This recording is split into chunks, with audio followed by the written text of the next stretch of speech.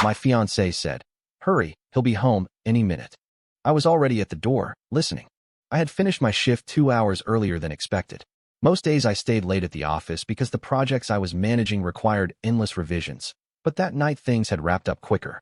I remember debating whether to grab dinner or surprise Clara with takeout, but something in me wanted to see her reaction when I walked in unexpectedly. We had been together for 3 years, engaged for 6 months, and I thought she would be happy to see me home early. By the time I reached the apartment, I was carrying nothing but my laptop bag and the quiet kind of fatigue that settles in after long hours. The hallway lights flickered as usual, and I still had my keys in my hand when I reached the door. I was about to slide the key in when I froze. From inside came her voice, low but urgent. Hurry, he'll be home any minute. It felt like ice water had been poured down my spine. For a split second, I thought maybe she was on the phone, but then I heard another sound, a man's laugh. Not from a speaker, not muffled through a call.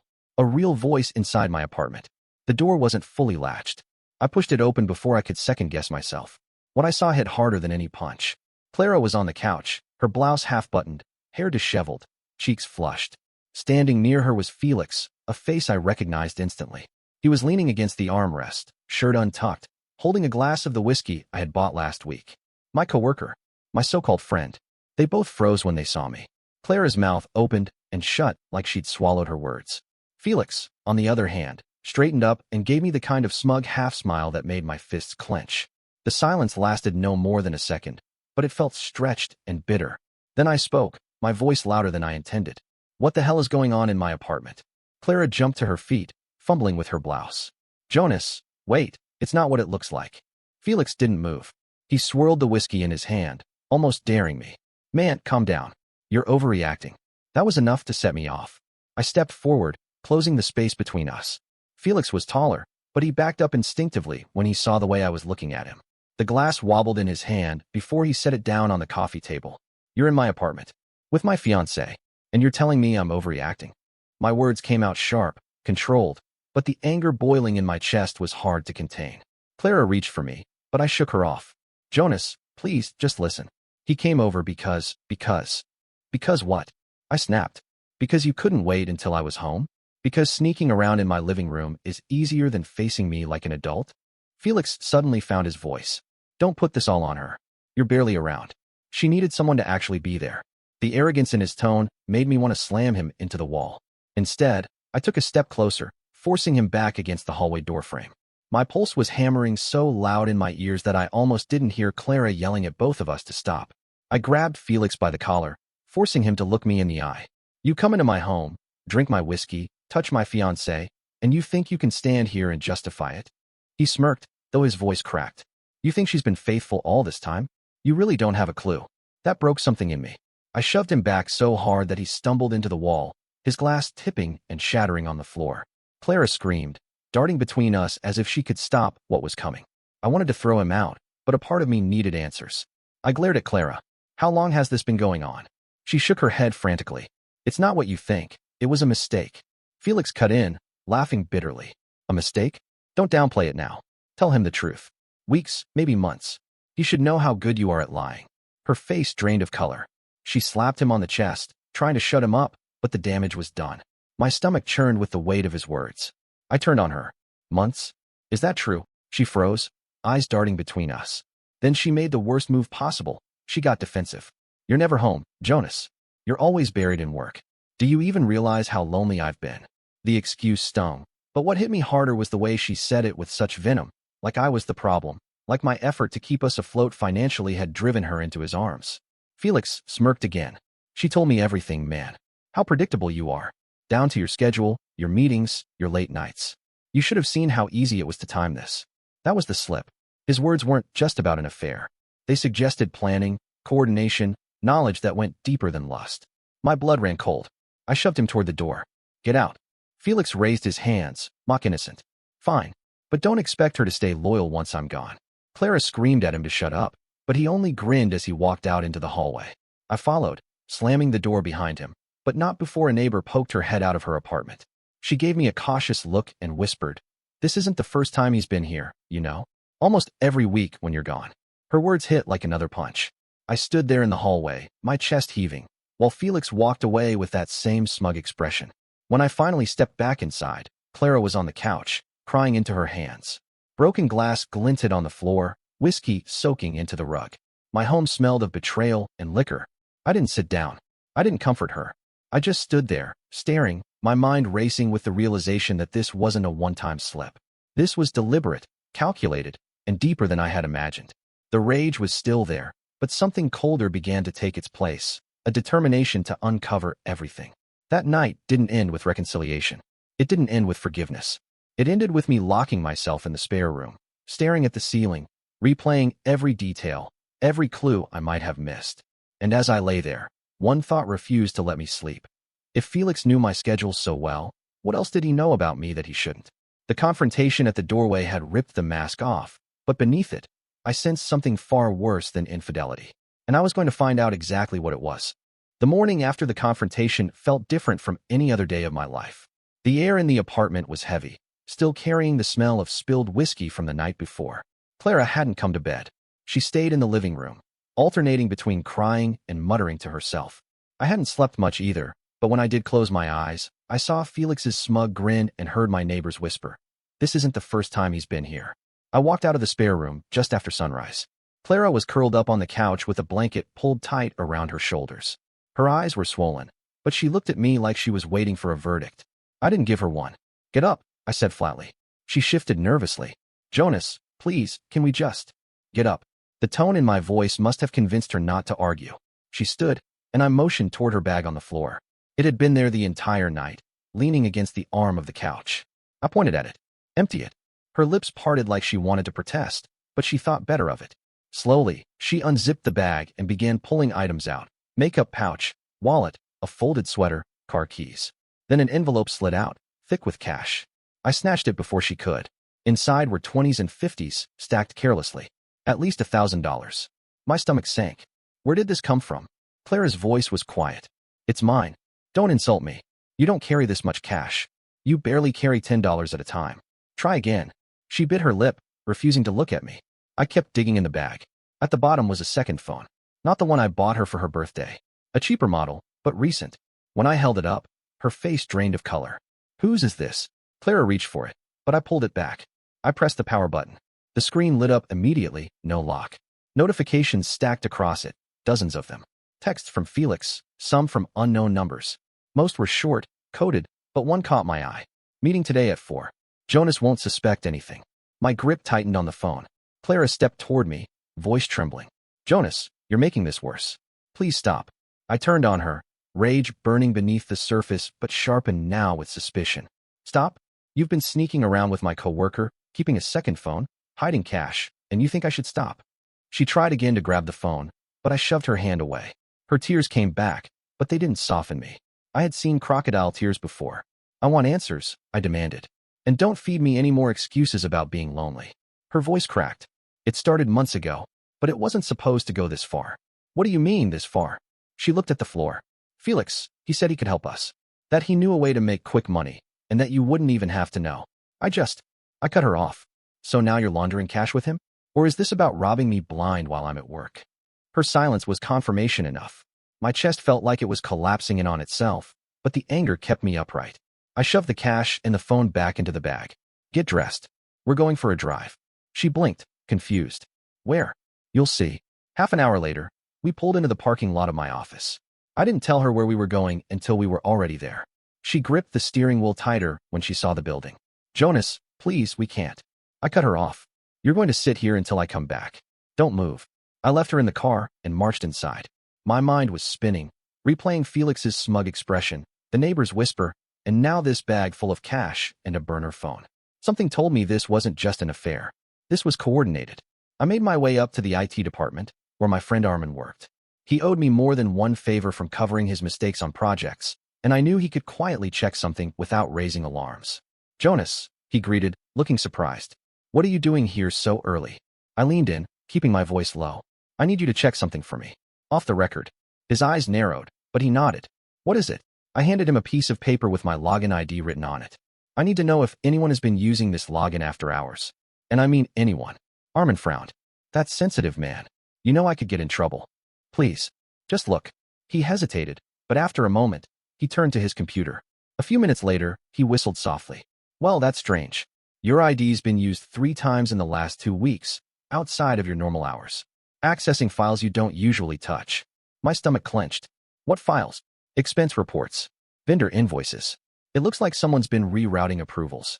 But here's the thing. These logins came from your credentials, but not from your device. They came from a different IP address. Looks like a hotel network. A hotel. The image of Clara slipping into that dingy motel off the highway weeks ago flashed in my mind. I dismissed it then as paranoia, but now it clicked into place. Do you know which hotel? I asked. Armin nodded. Yeah, I can trace it. I thanked him and left before anyone else arrived. My hands shook on the steering wheel as I drove back out of the parking lot.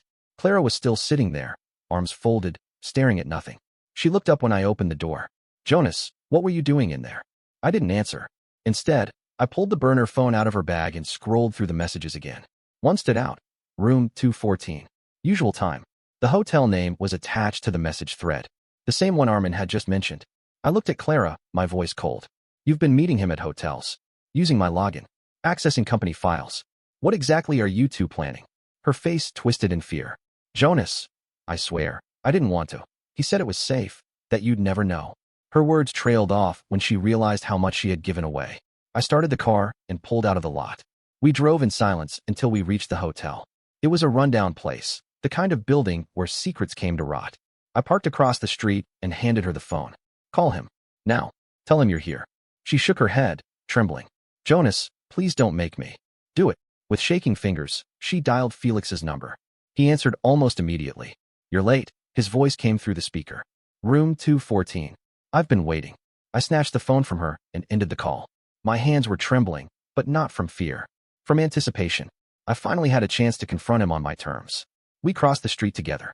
Clara was pale, whispering for me to stop, to think this through, but I ignored her. The elevator creaked as we rose to the second floor. My heart pounded with every ding. At room 214, I didn't knock. I shoved the door open. Felix was inside, sitting at a small table with papers spread out before him. He looked up, shocked, then smirked when he saw me. Well, guess the secret's out. I stepped inside, slamming the door behind me. Clara hovered in the doorway, torn between us. What are you doing with my login? I demanded. Felix leaned back in his chair, folding his arms. Making better use of it than you ever did. You think this company values you? You're just a cog. But with the right approvals, the right transfers, there's money to be made.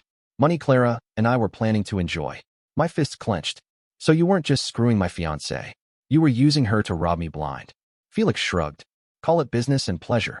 Clara started sobbing, insisting she hadn't meant for it to go this far, but her voice faded behind the roar of blood in my ears. This was no longer about betrayal. This was about survival. That night at the apartment, Clara tried to explain herself again. She swore she only went along with it because Felix promised it would be harmless. She claimed she never touched the money, never opened the files herself. But I had stopped listening. The bag of cash sat on the table between us, a silent reminder that everything she said was a lie. I stared at her for a long time, then finally said the words I had been holding back. You chose him over me. You helped him set me up. Now I'll show you both what that choice costs. The look in her eyes told me she knew I meant it. And for the first time since I walked through that doorway, I felt calm. The more I thought about Felix's smug grin in that hotel room, the more a new kind of clarity began to cut through the rage. Anger was loud, blinding. But focus was sharp. I knew now this wasn't only about betrayal of the body. It was betrayal of my career, my future, everything I had worked for. If Felix succeeded, I'd be the one left holding the bag when his scheme collapsed. Clara's role was murky. Was she a pawn, an accomplice, or both? Either way, if I didn't move carefully, I'd be destroyed. I went back to Armin in IT the next day. I told him to dig deeper into the login history. He was hesitant at first, but when I showed him the burner phone and some of the messages, his eyes widened. He understood then this wasn't me being paranoid. It was a setup. He promised to pull full records and send me copies. Keep this quiet, I told him. Felix can't know you're helping me. On my way home, I stopped by an electronics store and bought 2 things, a small hidden camera and a voice recorder. If Felix and Clara thought they were playing chess, I would become the grandmaster. When I returned to the apartment, Clara was waiting at the kitchen table, eyes red, staring at the untouched bag of cash. She looked like she hadn't moved since last night. Jonas, she whispered, please talk to me. We can fix this. I set the recorder in my pocket and pretended to soften. Maybe, but you need to prove you're willing to come clean. Tell me everything. Her lips trembled. For the first time, She actually spoke with some detail. She admitted Felix had approached her months ago, flirting first, then talking about opportunities. He said he could reroute company funds into shell accounts if he had access to the right logins. Clara claimed she resisted at first, but Felix wore her down. Then came the affair, which blurred everything. "I didn't want to hurt you," she said, tears streaming. "But I was scared. He said if I told you, he'd ruin both of us." I nodded slowly, but inside I was thinking, perfect. Every word was being recorded. 2 days later, I played my role differently. I acted calmer around Clara, even affectionate in small ways. She seemed confused, but hopeful. I needed her guard down. One evening, when she left her purse on the counter, I slipped the tiny camera inside and positioned it so it pointed at the living room. The next time Felix came over, I'd have proof. I didn't have to wait long. On Thursday night, while pretending to work late at the office, I parked my car a block away and waited. Sure enough, Felix showed up at our apartment. I watched from a distance as he entered with a duffel bag. When I returned 2 hours later, the apartment was quiet. Felix was gone. Clara was in the shower. I retrieved the camera and reviewed the footage in the spare room. What I saw made my skin crawl. Felix wasn't just lounging on the couch or whispering sweet nothings. He was spreading out papers across the table, coaching Clara on how to answer questions if anyone ever asked about the finances. At one point, he said, "Jonas will take the fall. He's too loyal to suspect you." Clara laughed nervously, but she didn't protest. She leaned over the table, tracing her finger across a document, and said, "He'll never see it coming." I watched it 3 times, my jaw tight. The betrayal wasn't just personal anymore. She was actively complicit. I emailed the video file to myself and backed it up on a flash drive. Then I hid the camera again, just in case. The next escalation came when Armin messaged me privately. He'd found more. Not only were Felix's logins tied to hotel networks, but some of the rerouted vendor payments had already been flagged by accounting as suspicious. If I did nothing, the finger would eventually point at me, the person whose credentials had approved everything. I asked Armin to hold off reporting it formally. I needed time. He reluctantly agreed, but warned me, "Jonas, if this blows up, you're going down with him unless you've got bulletproof proof." That became my mission. On Friday night, Clara suggested we go out to dinner, like she was trying to reset things between us. I agreed. We sat at a quiet restaurant, candlelight flickering, but the air was poisoned. She smiled weakly, reached for my hand, and said, "We can start over. Nobody has to know." Her words were almost laughable. I forced a smile. "You're right. But if we start over, you need to cut him off. No more Felix. No more secrets." She hesitated, her fork clinking against her plate. "He won't let me just walk away. Then you'll help me set him up." Her eyes widened. "What do you mean?" I leaned in, lowering my voice. "We tell him I know nothing. You keep pretending. Get him to bring everything here. Once we have it, we're free." Clara stared at me, torn between suspicion and desperation. Finally, she nodded. "Okay, but if this goes wrong..." I cut her off with a practiced calm. "It won't." 2 nights later, Felix returned. Clara had texted him earlier, saying she had convinced me she wanted to stay together, that I was too naive to suspect. It made me sick to read, but it baited the hook. I was in the spare room, door cracked just enough. The camera was rolling. The voice recorder was hidden under the couch. Felix dumped the duffel bag on the table again. This time it was full of folders, contracts, forged approvals. He started explaining how one more round of transfers would secure them enough money to disappear. Clara asked the right questions, playing her role. She said, "What if Jonas ever notices? He's not stupid." Felix smirked. "Then he'll be the perfect fall guy. By the time anyone traces it back, he'll look guilty, not us. And you'll testify that you knew nothing. They'll eat it up." Clara forced a laugh, but her eyes darted nervously. Felix didn't notice. I had everything I needed, but I wanted more.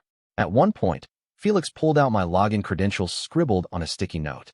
My handwriting, forged perfectly. "See," he bragged. "No one will ever prove it wasn't him." That was the final nail. I stepped into the living room then, clapping slowly. Both of them jumped. Felix went pale for half a second before covering it with arrogance. "Guess the cat's out of the bag again." Clara froze, her face drained of blood. "Jonas." I held up my phone, showing the red recording light. "I've got every word." Felix tried to laugh it off. "That won't hold up. You think anyone's going to believe you over me?" I smiled coldly. "I don't need them to believe me. I just need them to see you." His jaw clenched. He started packing the papers back into the duffel bag, muttering under his breath. But I didn't stop him. I wanted him to think he still had control. As he stormed out, Clara followed, pleading with me to understand. I didn't respond.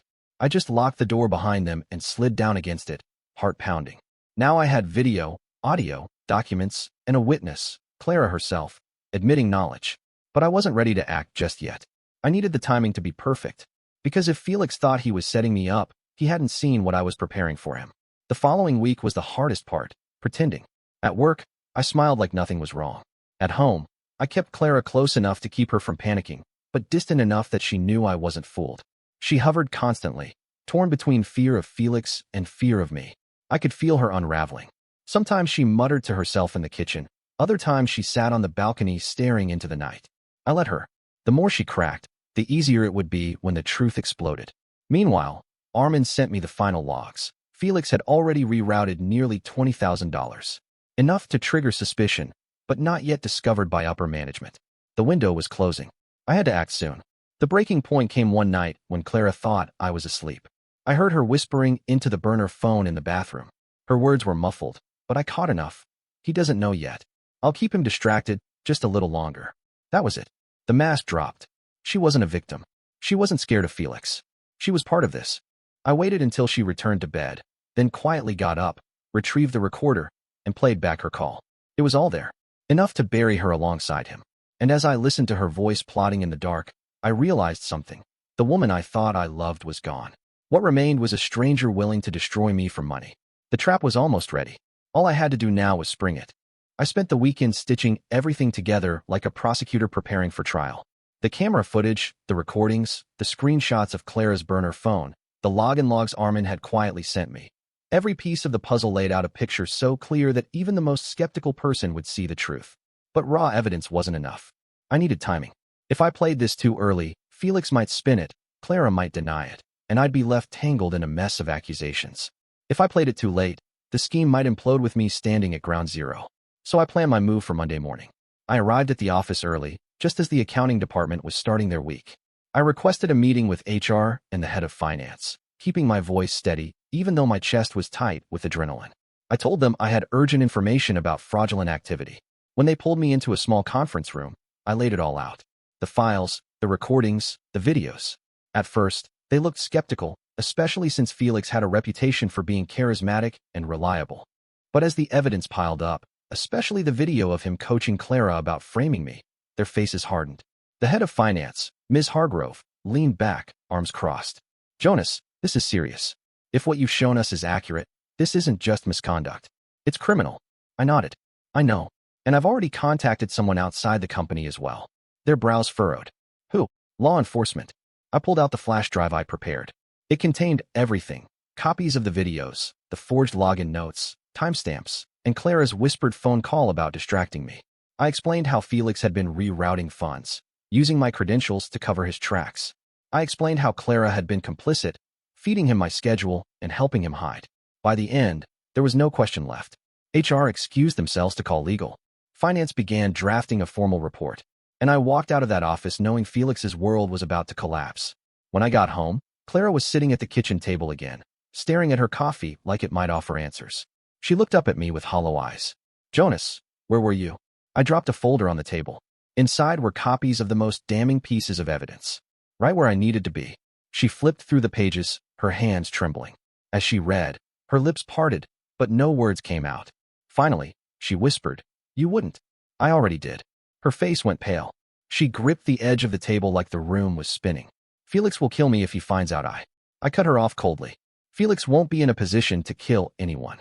By the time you hear from him again, it'll be from a cell block." Clara shook her head violently, tears streaming. "Jonas, please. I was stupid, I was greedy, but I didn't mean to hurt you like this. We can fix it." "Fix it?" I snapped. "You laughed about me being the fall guy. You called me predictable. You helped him forge my name. There's no fixing that." Her sobs filled the apartment, but I felt nothing. The part of me that once loved her had already died in that hotel room. The real fireworks came the next morning. Felix strutted into the office like he owned the place, oblivious to the storm waiting for him. He sat 2 rows over from me, tapping on his keyboard, humming some tune under his breath. For a moment, I wondered if he had any idea. But when HR and security walked into the room and called his name, the way his face stiffened told me he knew immediately. They escorted him out, his voice rising in protest. "This is a mistake. You can't do this." Heads turned across the office, whispers spreading like wildfire. By noon, the whole company knew. Felix was suspended pending investigation. By the end of the week, he was gone. But that wasn't the end of it. Later that day, detectives showed up at the office. They asked to speak with me privately. I handed them the flash drive and walked them through everything again. They took notes, nodding, and assured me they'd be moving quickly. When I returned home that night, Clara was pacing the apartment like a caged animal. She jumped when I walked in. "They came to see me," she blurted. "The police. Jonas, they know everything." I didn't answer. I simply walked past her, dropped my keys on the counter, and went to pack a bag. "Where are you going?" she asked, panic rising in her voice. "Somewhere you're not." Her cries followed me down the hallway, but I didn't stop. I threw clothes into a duffel, zipped it up, and walked out the door. For the first time in weeks, I breathed freely. The fallout unraveled fast. Felix, cornered and desperate, tried to spin the narrative, but the evidence was too strong. The forged notes, the IP traces, the video recordings, he couldn't explain them away. So he did what rats always do. He turned on his accomplice. When detectives pressed him, he admitted Clara had been involved. He claimed she was the one who pushed him to escalate, that she laughed about how I'd never suspect a thing. Whether that part was true or not didn't matter. He implicated her to save himself, and she became a co-conspirator in the eyes of the law. 2 weeks later, she was arrested at the apartment. Neighbors watched as she was let out in handcuffs, her face streaked with tears. I wasn't there to see it. I had already moved into a friend's spare room, but word traveled fast. I received one text from her after that. Just one. "Please, don't let them do this to me." I didn't reply. Work slowly returned to normal, though the stares lingered. People whispered about how Felix had managed to scheme under everyone's noses, about how close I had come to being destroyed. Some looked at me with pity, others with respect. I didn't care either way. All that mattered was that my name was clear. Armin pulled me aside one afternoon.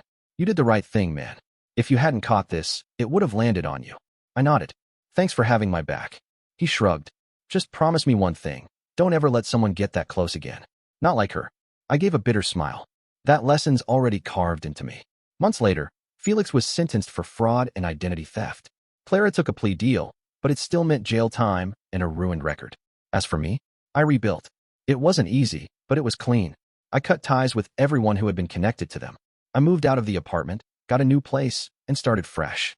Sometimes, late at night, I'd think back to that moment at the doorway, the words that shattered everything.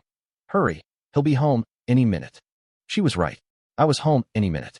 Just not the minute she expected. And because of that, I heard it all. Because of that, their plan never stood a chance.